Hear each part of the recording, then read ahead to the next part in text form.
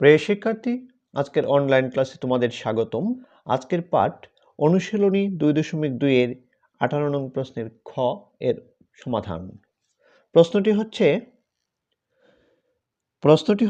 f equal to xy such that x belongs to c, y belongs to c এবং y equal to 2x, যেখানে c equal to -1 0 1 2 3 অন্যটিকে তালিকা পদ্ধতিতে প্রকাশ করো এবং domain ও range নির্ণয় করো। প্রথমে আমরা সমাধান করতে গিয়ে দেওয়া মানটি লিখব। দেওয়া আছে অন্যটি f equal to xy such that x belongs to capital C, y belongs to capital C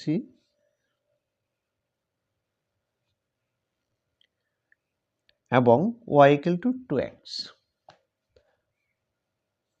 C সেটটি হচ্ছে -1 0 1 2 3। এখানে অন্যটি নির্ণয় করতে হবে। এখানে অন্যয় হচ্ছে একটি ক্রমজোড়ের সেট। ক্রমজোড়টি হচ্ছে xy। ক্রমজোড়ের শর্ত হচ্ছে ক্রমজোড়ের প্রথম উপাদান x আসবে এই C সেট থেকে, অর্থাৎ x এর মান হচ্ছে -1 0 1 2 3। y এর মান যাই আসবে সেটি C সেটের ভিতর থেকে আসতে হবে। শর্ত হচ্ছে y equal to 2x, অর্থাৎ x এর মানকে 2 দ্বারা গুণ করলে যেন y এর মান হয়। তাহলে আমরা লিখতে পারি শর্তটি হচ্ছে y equal to 2x। প্রদত্ত অন্বয়ে বর্ণিত শর্ত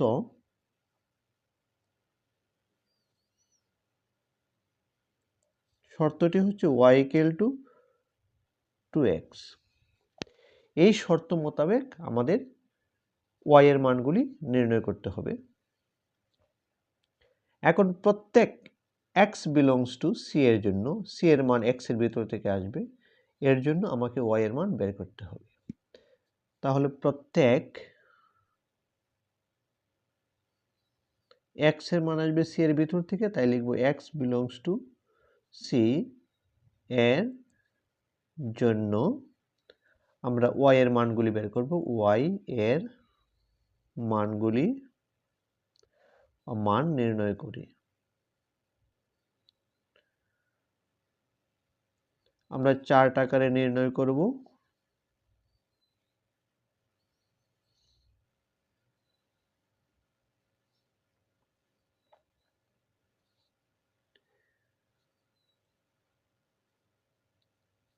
এই সারিতে আমরা x এর মান লিখব, আর x এর মানের উপর নির্ভর করে আমরা y এর মান বের করব। y এর মান হচ্ছে y equal to 2x। x এর মান c এর ভিতর থেকে আসবে। c এর প্রথম মানটি হচ্ছে -1, x এর মান -1 হলে y এর মান কত বের করব। আমরা একটু ক্যালকুলেশন করে বের করি। y equal to 2x, y equal to 2x লেখা। x এর মান যদি -1 হয় তাহলে y এর মান হবে 2 into x এর পরিবর্তে -1 লিখব, রেজাল্ট আসবে -2। তাহলে x এর মান -1 এর জন্য y এর মান -2। এখন x এর মান যখন 0 হয় তখন y এর মান কত হবে? তখন y equal to আসবে 2 into 0, x এর মান 0, তাহলে রেজাল্ট আসবে 0। আমরা লিখব 0।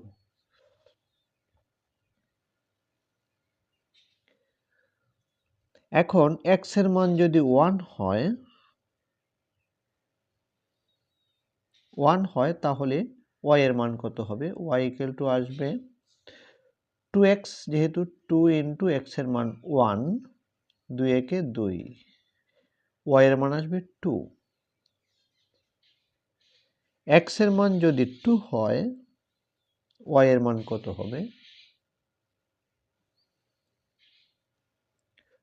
2 ইন্টু x এর মান 2, 2 দ্বিগুণে 4, y এর মান আসবে 4। এখন x এর মান যদি 3 হয় তাহলে y এর মান কত হবে? y ইকুয়াল টু আসবে 2 ইন্টু 3, 3 দ্বিগুণে 6, 6। আমরা y এর মানগুলি পেয়ে গেলাম। এখন প্রদত্ত শর্ত মোতাবেক y এর মান ঠিক আছে কিনা আমরা যাচাই করব। প্রদত্ত শর্তে বলা হয়েছে y এর মান c এর ভিতর থেকে আসবে। এখন এই মানগুলি c এর ভিতরে আছে কিনা আমরা একটু দেখে নিই। -2 c এর মধ্যে নেই, 0 c এর মধ্যে আছে, 2 c এর মধ্যে আছে, 4 c এর মধ্যে নেই, 6 c এর মধ্যে নেই। তাহলে c এর মধ্যে নেই মানগুলি হচ্ছে -2, 4 এবং 6। তাই আমরা লিখব এখানে y এর মান হচ্ছে -2 not belongs to c, তারপরে 4 not belongs to c এবং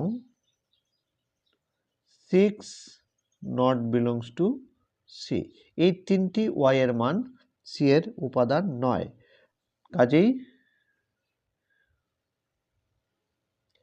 -2, -1, -2 দিয়ে যে ক্রমজোড় -1, -2 এই ক্রমজোড়টি f অন্যটির নয়, not belongs to f। তারপর 4, 2, 4 এই ক্রমজোড়টি f এর সদস্য নয়, not belongs to f। আর 3, 6 এই ক্রমজোড়টি not belongs to f। এই তিনটি ক্রমজোড় f এর সদস্য নয়, অন্যটির সদস্য নয়। তাহলে বাকিগুলি হচ্ছে f এর সদস্য। বাকি কি কি আছে? 0, 0, 1, 2। অতএব f অন্যটি ইকুয়াল টু 0, 0, 1, 2। এই দুটি ক্রমজোড়ের সেট। এটি হচ্ছে প্রদত্ত অন্বয়। আমরা অন্বয়টি পেয়ে গেছি। এখন আমরা domain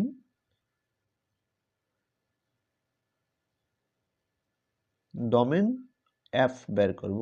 dum f equal to, domain হচ্ছে অন্বয়ের ক্রমজোড়গুলির প্রথম উপাদানের সেট 0, 1। এটি হচ্ছে ডোমেন f। রেঞ্জ f হবে প্রদত্ত অন্বয়টির ক্রমজোড়ের দ্বিতীয় উপাদানের সেট 0, 2। এটি হচ্ছে আনসার।